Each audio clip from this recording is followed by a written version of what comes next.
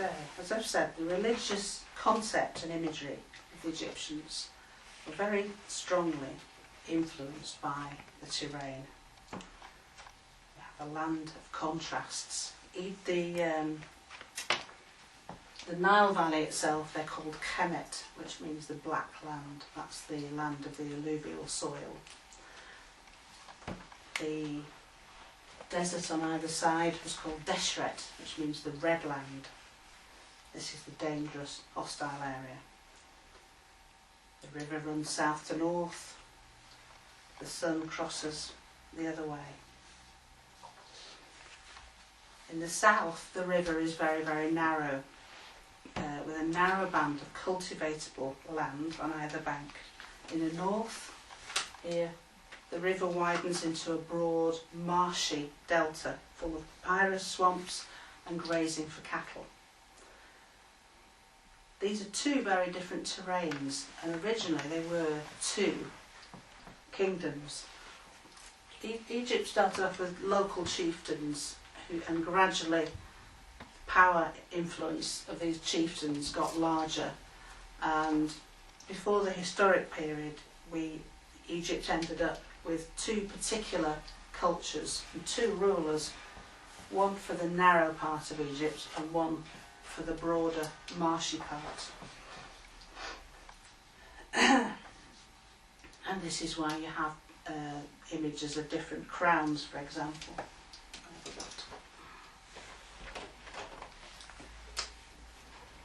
So, in the south we have one particular crown which represents this kingdom.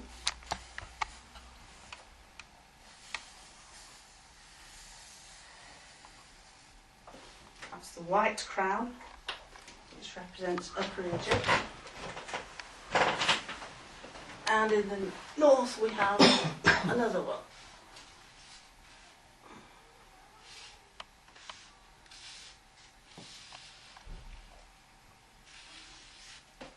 And that's the red crown representing Lower Egypt. Remember, upper is at the bottom and lower is at the top. The ground is higher here and it slopes downwards towards the north. There's a 20-year-old riddle sorted out for me.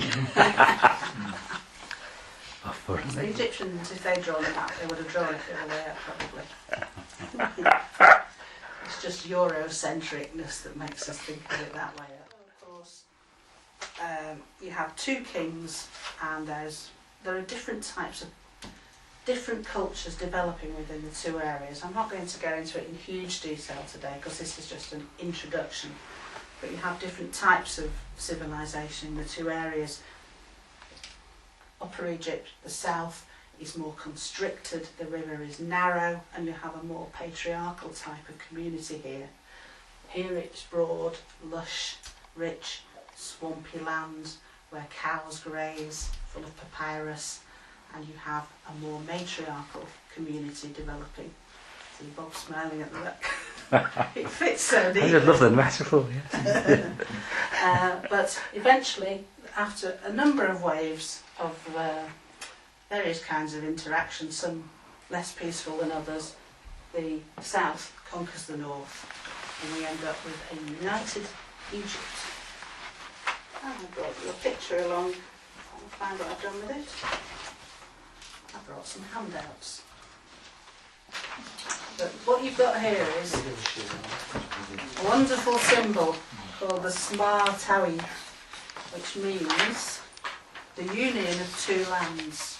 It's a very, very important symbol. Very useful as a symbol to meditate on. So we've got two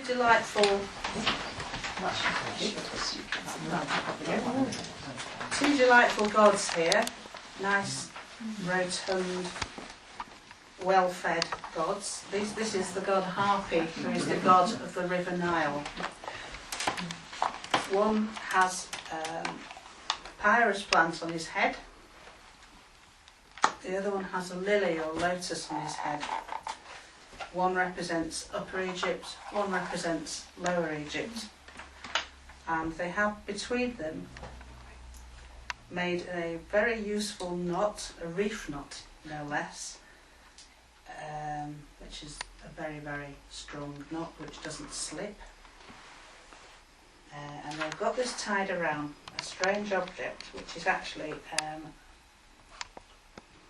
lungs and windpipe.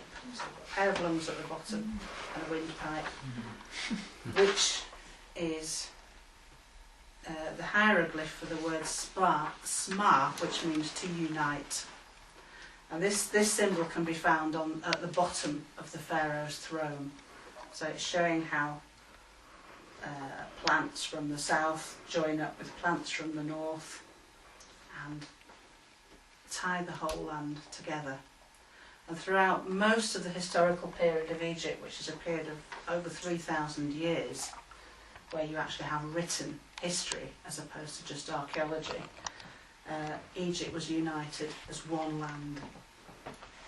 Every so often there was a breakdown and things fell apart during times of famine and other stresses, and it was always somebody from the south who rose up and reconquered and reunited the land, not thinking so much of conquering but as of uniting the whole kingdom into one. And there were several waves, 2 or 3 waves of that through Egyptian history, where things broke down and then were reunited from the south.